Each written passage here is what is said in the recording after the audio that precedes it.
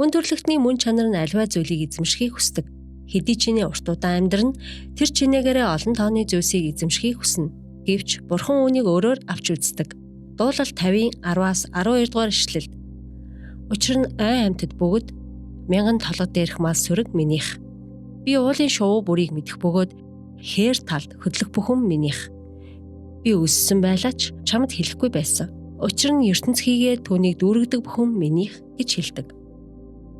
Дэд хууль 8:17-аас 18 дугаар ишлэлд миний чадал, миний гарын тэнхээ энэ хөрөнгө чинийг надад бий болгосон юм гэж чи зүрхэндээ хэлүүзээ.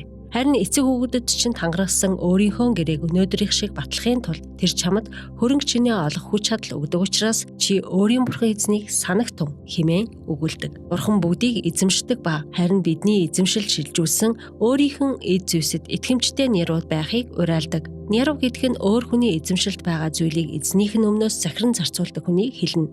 Дэлхий ба түүнийг дүүргдэг бүхнийг эзэмшдэг бөгөөд биднийг тэдгээр зүйлсэд санаа тавиасаа хэмээн хүсдэг. Бурхан бүх зүйлсийг эзэмшдэг гэдгийг бид ойлгох үед бидний эзэмшил дуусаж харин нэрвийн үйлчлэл маань эхэлдэг.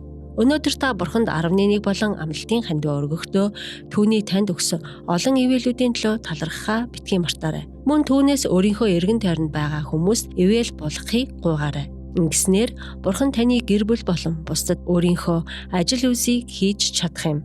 Өөрсдийгөө адагт харин Бурханыг нэгдүгээрт тавьцгаая.